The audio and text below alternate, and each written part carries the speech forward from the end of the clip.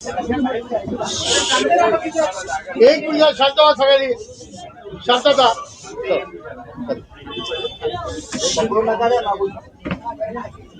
माझे जुने मित्र आणि कित्येक वर्ष माझ्याबरोबर काम केलेले काँग्रेस, राष्ट्रवादी काँग्रेस असा माझ्याबरोबर प्रवास केलेले आणि काही दिवस आमच्यापासून लांब गेलेले प्रकाश बर्डे आणि त्यांच्याबरोबर पंकज पांडे आणि इतर सगळेच कार्यकर्ते यांनी एक चांगला निर्णय घेतला आणि आज परत एकदा आमचे मनोमिलन होते. मी मनापासून एका चांगल्या हाडाच्या कार्यकर्त्याचं मनापासून राष्ट्रवादी काँग्रेस पक्ष, शरद पवार पक्षामध्ये मनापासून स्वागत करतो.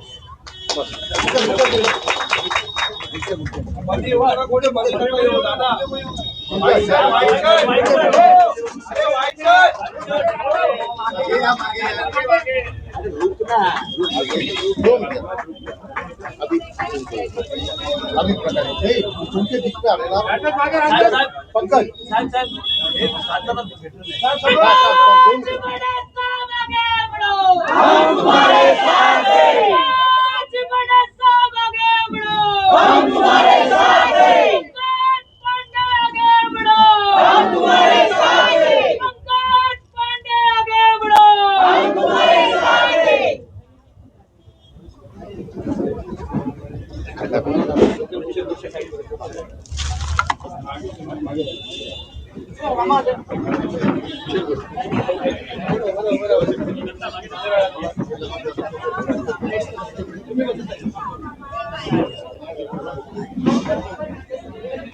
काल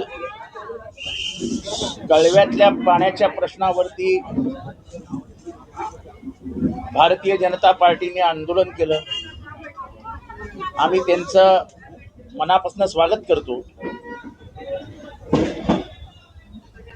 पण घोडबंदरच्या पाण्याची परिस्थिती काय आहे, घोडबंदरला पाणी का नाही, याचं उत्तरही आम्हाला हवंय. आणि पाणी जेव्हा इथे लोकनियुक्त महानगरपालिकेचे मध्ये सदस्य नसल्याने ही महानगरपालिका शासनातर्फे चालवण्यात येते. सौरवराव आयुक्त हे शासनाचे प्रतिनिधी आहे. हे सर्वस्वी शासनाचे अपयश आहे की कळवा असो, मुंब्रा असो, घोडबंदर रोड असो, या कुठल्याही भागामध्ये पाणी नाही. यांना पैसे उडवायला पैसे आहेत, पण साधे साधे पंप लावायला, साधे साध्या पाईपलाईन करायला, या पाईपलाईन जीर्ण झाल्या आहेत, त्याच्यासाठी यांच्याकडे रुपयाही नाही.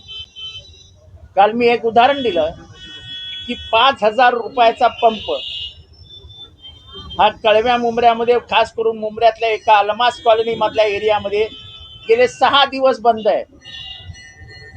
मी स्वतः पैसे पाठवले पंपासाठी, तर मला इंजिनियरचा निरोप आला की तुम्ही जर पंप घेतला आणि तो बिघडला तर मग आमची जबाबदारी नाही. 6 दिवस कोणाच्या, माझ्या बापाची जबाबदारी आहे का? म्हणजे इतके निष्काळजी आणि इतके कामचुकार अधिकारी ठाणे महानगरपालिकेत बसलेत. ट्रॅफिकचा पुरा बट्ट्याबोळ झालाय, बट्ट्याबोळ. ठाण्यातला असा एकही मार्ग नाही की जिथनं सुरळीत निघता येतं. मुंब्रा बायपासच्या खड्ड्यांमुळे ट्रॅफिक 3-3 तास लागत आहेत. मात्र पैसे असे उडवले जात आहेत. उद्या डीपीटीसीची मीटिंग होणार आहे. डीपीटीसी मध्ये होणाऱ्या मीटिंग मध्ये वाटपात, म्हणजे जे पैशाचं वाटप केलेलं आहे, जे काय आम्हाला दिसतंय आणि कळतंय, त्याच्यावर उद्या आम्ही हस्तक्षेप करणार आहोत, आक्षेप घेणार आहोत. पण डीपीटीसीचा पैसा हा गोरगरिबांसाठी वापरला जावा, अशी आमची माननीय उपमुख्यमंत्री आणि पालकमंत्री माननीय एकनाथ शिंदे साहेबांना विनंती आहे. कमीत कमी तुम्हाला उडवायचा तसा पैसा उडवताच आहात तुम्ही, पण जिथे पाणी नाही जिथे पाईपलाईन नाही, जिथे नागरी सुविधा द्यायला पाहिजे त्याची पत्र आमदार म्हणून आम्ही दिलेली आहेत. कमीत कमी आमदार या नात्याने आम्ही आमच्या प्रभागामधील गोरगरिबांसाठी मागितलेला पैसा हा शासनाने पुरवावा आणि उगाच कोणाचे तरी लाड करायचे, त्यांना पैसे खाता यावे म्हणून अवास्तव खर्च त्यांच्या मागण्यांवर करू नये ही हात जोडून एकनाथ शिंदे साहेबांना विनंती आहे. तुम्ही स्वतःला अनाथांचा नाथ म्हणवता, तिथे लोक अनाथ झालेत. लोकांच्या घरात जायला रस्ते नाही, पाणी नाही. ही एकीकडे परिस्थिती असताना महाराष्ट्रामध्ये शेतकऱ्यांवरती जो काही आभाळ कोसळलंय, जे काही दुःखाचे सावट आहे, ते या सरकारचं लक्ष आहे, पण लक्ष असूनही दुर्लक्ष करतायत. आम्हाला 240 आमदारांचं समर्थन आहे. आता लोक काय करतील? पुढचे 4 वर्ष तर आमचा कोणाचा बाप आम्हाला हात लावू शकत नाही. या जर आविर्भावात असाल तर ही जनता आहे, एवढं लक्षात ठेवा. लाखो रुपयांचं नुकसान झाल्यानंतर तुटपुंजी 8,000 रुपयाची मदत जर त्यांना होणार असेल तर 8,000मध्ये आजच्या परिस्थितीमध्ये लोक घरही चालवू शकत नाही.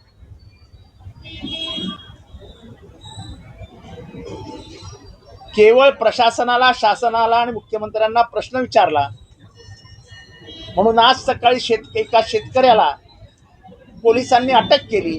काय चालू आहे? दुःखाचा दगड आपल्या हृदयावर असताना, शेतकरी व्याकुळ झालेला असताना, शेतकरी अश्रू ढाळत असताना तो सरकार कोणाला प्रश्न विचारणार? मुख्यमंत्री साहेब, इथला शेतकरी तुमच्याकडे मायबाप म्हणून बघतो. शेवटी दुःखी झालेला शेतकरी हा तुम्हालाच आधार म्हणून बघतोय आणि तुमच्या समोर पोलीस जर त्याला घेऊन जाणार असतील तर मला वाटतं माणुसकीच्या नात्याने आपण त्या पोलिसाला समज द्यायला हवी. शेतकऱ्यांना आज माया हवी आहे, त्यांना आधार हवा आहे. आर्थिकदृष्ट्या पूर्ण खाईत गेलेल्या महाराष्ट्रात शेतकऱ्यांच्याही मागे उभा राहू शकत नाही अशी परिस्थिती आहे. खरं तर ओला दुष्काळ कधीच जाहीर करायला हवा होता.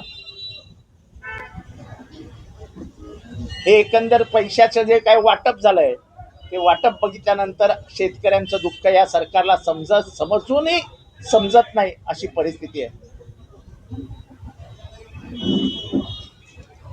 खरं तर ओला जेव्हा पाऊस पडायला पाहिजे, पाऊस पडायला लागला तेव्हाच पोचायला हवं होतं. जायला उशीर झाला आणि जातानाही चढाओढ, फोटो कोणाचे लावायचे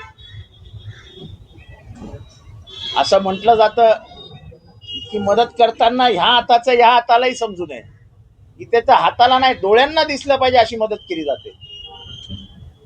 म्हणजे तुम्ही प्रसिद्धीसाठी मदत करता का प्रसिद्धीतनं, म्हणजे मदतीतनं तुम्हाला प्रसिद्धी हवी आहे? ह्याला मराठीमध्ये एवढंच म्हणतात की मेलेल्याच्या टाळूवरचं लोणी खाणे. हे लोण्याच्या मागे लागलेले बोके त्यांना काही पडलेले नाही. सरकारने आपलं म्हणजे शिवरायांचं नाव घेऊन राज्य करणारं सरकार, जेव्हा शिवरायांच्या काळामध्ये दुष्काळ पडला होता तेव्हा शिवरायांनी आपल्या तिजोरीचे दरवाजे उघडे करून सगळं धनसंपत्ती शेतकऱ्यांमध्ये वाटली होती. तुम्ही काय करताय? अर्थात तुमच्याकडे धनच नाही आहे.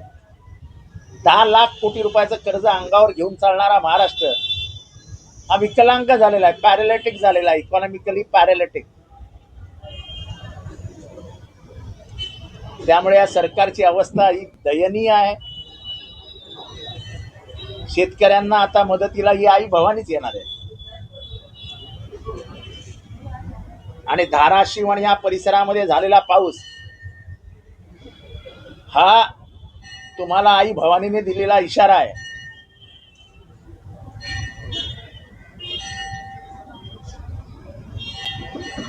त्यामुळे ठाण्याचे ट्रॅफिक, ठाण्याच्या परिसरामधले रस्ते खड्डे, ठाण्यामध्ये पसरत चाललेला कचरा, ठाण्यामधली भयानक पाण्याची अवस्था आणि आपल्या खिशातलेच पैसे आपण वाटतो असा वापरला झालेला निधी, याचा निषेध करावा थोडाच आहे. तुकाराम मुंडे ठाण्यामध्ये एक मिनिटही येऊ शकत नाहीत. तुकाराम मुंडेंना आणायची या शासनाची हिंमत पण नाही. हिंमत असेल तर देवेंद्र फडणवीस यांनी तुकाराम मुंडेंना ठाण्याचा आयुक्त करावं.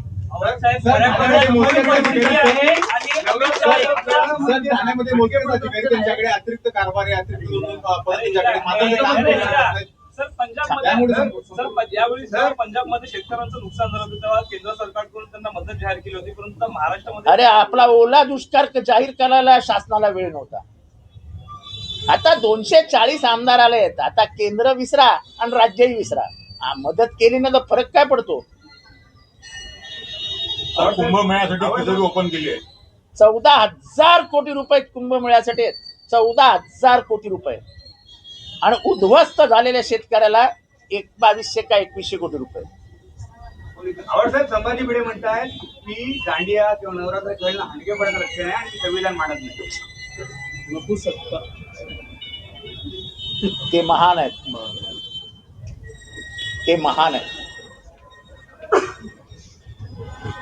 सर भविष्यात पाणी प्रश्न सुटला तुम्ही काय पालिका प्रशासनाला नाही तर असं आहे की अधिकाऱ्यांच्या तोंडाला काळं फासणं, अधिकाऱ्यांना कोंडून ठेवणं एवढंच आमच्या हातात आहे. कारण काय बेशरम आहेत, यांना लाजाच उरलेल्या नाही आहेत. सांगा ना सगळे पैसे बंद करतो आणि पहिल्यांदा पाण्याकडे लक्ष देतो. माननीय उपमुख्यमंत्री अनाथांचा नाथ एकनाथ, आपण सांगा की सगळे पैसे बंद करतो, पहिल्या ठाण्यातला पाणी प्रश्न सोडवतो. पण पहिले ना तुम्हाला नगरसेवकांचे लाड करायचे, जे बाहेरच्या पक्षातून आलेत त्यांचे खिशे कसे बलतील हे बघायचं आहे. त्यामुळे त्यांच्या फुगवलेल्या योजना तुम्हाला मंजूर करायच्या आहेत. प्लस नवीन ज्यांना आतमध्ये घ्यायचे आहेत त्यांना पैसे कसे जाणार आहेत याची सोय करायची आहे. कारण का हे कुरण जे तुम्ही 30 वर्ष चरून पोखरून टाकलंय ते तुम्हाला हातातनं जाऊ द्यायचं नाहीये.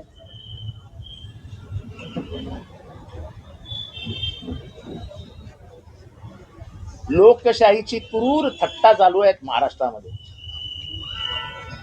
सर काल धाराशिवमध्ये अजित पवार म्हणले एका शेतकऱ्यांनी कर्जमाफीची मागणी केली, त्यावरती अजित पवार भडकले, आम्ही काय घोटाळा करतोय का, लाडक्या बहिणींना 75 कोटी देतोय, शेतकऱ्यांच्या वीज माफीचे 20,000 कोटी रुपये दिले, सगळे सोंग करतात त्या पैशाचं सोंग करतात असे अजित पवार. नाही ते बोलायचं कशाला मग. तुम्हीच सांगितलेलं ना कर्जमाफी करू, संपूर्ण कर्जमाफी मत घेतलीत ना त्याच्यावर संपूर्ण कर्जमाफीवर. लाडक्या बहिणींना पैसे तुम्ही उगाच नाही दिले. सत्तेमध्ये येण्यासाठी तो तुमचा मार्ग होता. लोकसभा हरल्यानंतर काही करून आपल्याला सत्तेत यायचंय त्याच्यासाठी स्वीकारलेला मार्ग होतो. तुम्ही उपकार करत नाही आमच्यावर. खड्ड्यात घातला अख्खा महाराष्ट्र राष्ट्र. आर्थिक दृष्ट्या जसा मी शब्द वापरला की आर्थिक दृष्ट्या महाराष्ट्राला यांच्यामुळे लकवा मारलाय. लकवा विकलांग झालंय महाराष्ट्र. वीज आपल्या वीजीकडे लक्षच नाही सध्या. वीज किती महाग होत चालली आहे. ज्या घराला 2,000 बिल यायचं त्या घराला 8,000 रुपये बिल येत आहे. मुख्य प्रश्नांकडनं लोकांचं लक्ष काढून घ्यायचं आणि नको त्या प्रश्नांकडे लोक बघतील याच्यासाठी. आणि म्हणूनच मराठा विरुद्ध ओबीसी, मराठा आंदोलन चिघळत ठेवायचं, नको ते बोलायचं आणि मुख्य प्रश्नांवरनं लोकांचं लक्ष विचलित करायचं काम हे सरकारमधले लोक, जे सरकारमध्ये बसलेले लोक करत आहेत. दादाचं म्हणणं गोट्या खेळत नाही असं शेतकऱ्यांना म्हणाले. आता शेतकरी गोट्या खेळतात, शेतकरी राजकारण करतात. 240 आमदारांचं सरकार आहे. आता काय वाटेल ते बोला, आम्हाला काय फरक पडणार आहे. 4 वर्षानंतर परत लाडक्या बहिणीला 1,500चे 5,000 करू. एक तर वोट चोरी आणि ऊपर से वोट खरीदी. त्यांचं म्हणणं की बोली भाषेतला शब्द आहे, कुठे आम्ही काटकसर केली नाही शेतकऱ्यांसाठी. नाही नाही, काहीच नाही केलं. शेतकऱ्यांना दिले ना 8,000 रुपये दिले ना. 8,000 रुपये काय कमी आहेत का? 8,000 रुपये. कृषी मंत्री बदललेत का वाटतं? ते पण चांदा ते बांधा आता दौरा करतात, त्यामुळे ठीक आहे, येणाऱ्या त्याच्याबद्दल काय मला बोलायचं नाही. सर शेतकऱ्यांना मदत होते तर मदत करणे गरजेचे आहे. मग आम्ही तेच सांगतोय ना. आता काल कोपरीचं क्लस्टर रिजेक्ट झालं, एक पत्र व्हॉट्सअपवर फिरतंय. हे नाटक आहे. सरकारी क्लस्टर योजना नाकारायची आणि मग उचलून तीच योजना कुठल्या तरी प्रायव्हेट बिल्डरच्या हातात देऊन आपला मलिदा खायचा, हे प्लॅनिंग आहे. क्लस्टर ही धूळफेक आहे, धूळफेक. क्लस्टरच्या माध्यमातून ठाणेकरांना मूर्ख बनवण्याचं काम चालू आहे. क्लस्टरसाठी मागच्या काही वर्षामध्ये आलेल्या प्रत्येक पैशाचा व्हाईट पेपर काढावा. तुम्ही सर्वेसाठी किती पैसे वापरले? सर्वे कुठल्या कंपनीला दिला? त्या कंपनीची मोनोपॉली आहे का? मी ठाणेकरांना सांगू इच्छितो की प्रत्येक घराचा सर्वेच्या मागे पैसे दिले जातात.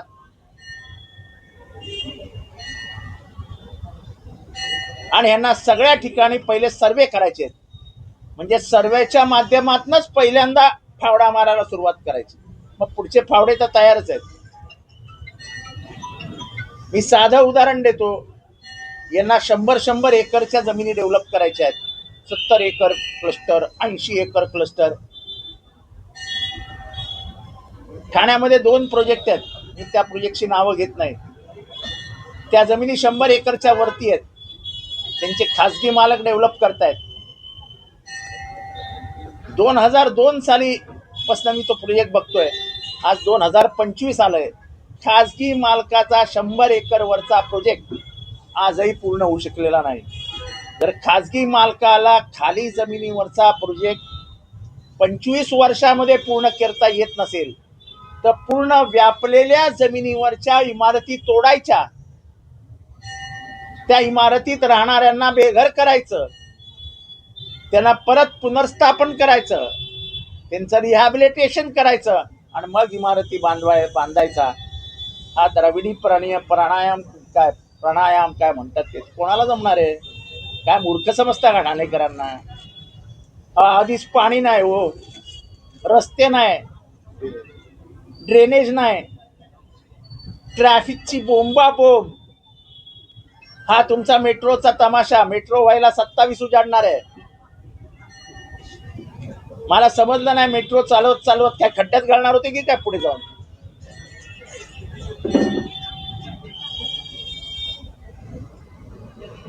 तुम्ही मेट्रो आणली, पण मी तुम्हा सगळ्या पत्रकारांना विनंती करतो, तुम्ही रुंदी रस्त्यांची किती कमी झाली याची जरा पाहणी करा.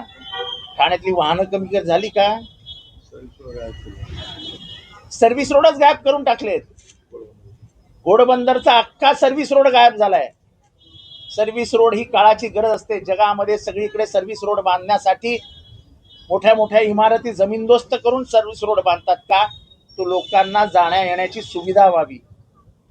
नॅशनल हायवेला घोडबंदर रोडला पॅरलल सर्व्हिस रोड असलाच पाहिजे, कारण घोडबंदर हा एक प्रमुख रस्ता आहे. तुम्ही तिथनंच सर्व्हिस रोड गायब करून टाकलं.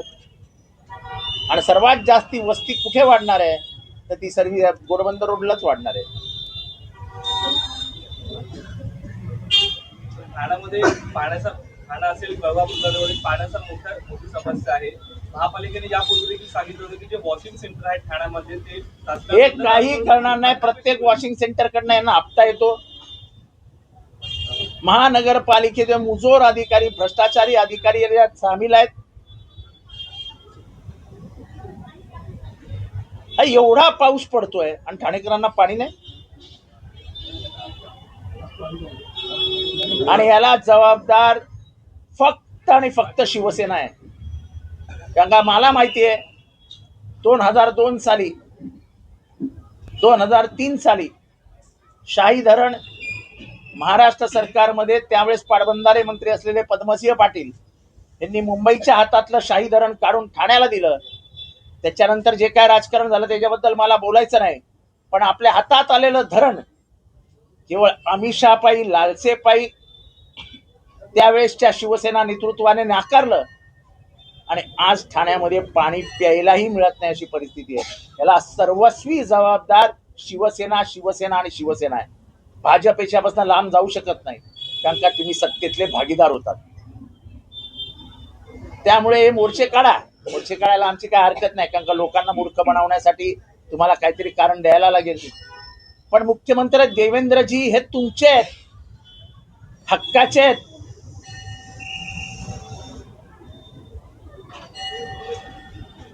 पण संजय केळकरजी एक प्रामाणिक लोकप्रतिनिधी, यांचं म्हणणं तर मुख्यमंत्र्यांनी ऐकलं पाहिजे.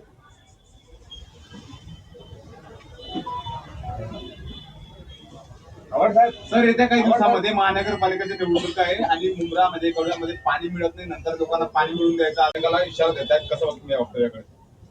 चांगलं आहे, त्यांनी नावं घ्यावीत ना. गणेश नाईक हे ज्येष्ठ मंत्री आहेत, त्यांनी नावं घ्यावीत. ते मध्यंतरी म्हणाले ठाण्यात रावणाचं दहन करावं. ते रावण कोण आहेत हे गणेश नाईकांनी हिमतीने बोलून दाखवावं. आणि भ्रष्टाचारी विरुद्धचा आवाजाची श्री गणेश नाईकांनीच करावी. आम्ही त्यांच्या बरोबर आहोत. सर, ठाणे जिल्ह्यात माझ्या रेंजचा नेता नाही असं देखील नाईक म्हणाले. ठाणे जिल्ह्यात माझ्या रेंजचा नेता नाही असं माझ्या रेंजचा नेता नाही. रेंज. उंची त्याची. मी त्यांची उंची कधी मोजलेली नाही, मापलेली नाही, मला काय माहिती. सर, टोल मधून मिळालेला पैसा आयडियल कंपनी मार्फत गडकरींच्या दोन्ही मुलांना. सध्या आपले हे विषय बघूया. हे अवांतर विषय आहेत, दमानियाबाईंनी केलेले आहेत. दमानियाबाई विदाऊट पुरावा बोलत नाहीत अशी त्यांची ख्याती आहे. आता याच्यावरती आपण उद्या आज दमानियाबाई बोलले असतील, आपण 2-3 दिवसानंतर बोलूया. सर एक मिनिट. लाडक्या बहिणीचं 2 महिन्याच्या आत केवायसी करायला त्यांनी सूचना दिल्या आहेत, पण जेव्हा लाडक्या बहिणी आतमध्ये करायला आधार कार्ड दिल्यानंतर ते बंद पडतं, पुढे तुरंत होत नाही. त्यांना द्यायचेच नाहीत आता पैसे. 25 लाख बहिणी कमी करून टाकले आहेत. भाऊ किती खोटारडे आहेत हे आज नाही 2026ला समजेल. आता जिल्हा परिषदेच्या निवडणुका आहेत म्हणून बहिणींचे थोडेसे तरी लाड करतील. ज्या दिवशी जिल्हा परिषदेच्या निवडणुका संपतील त्यावेळी त्याच्यानंतर बहिणींना पैसे येणं पण बंद होईल.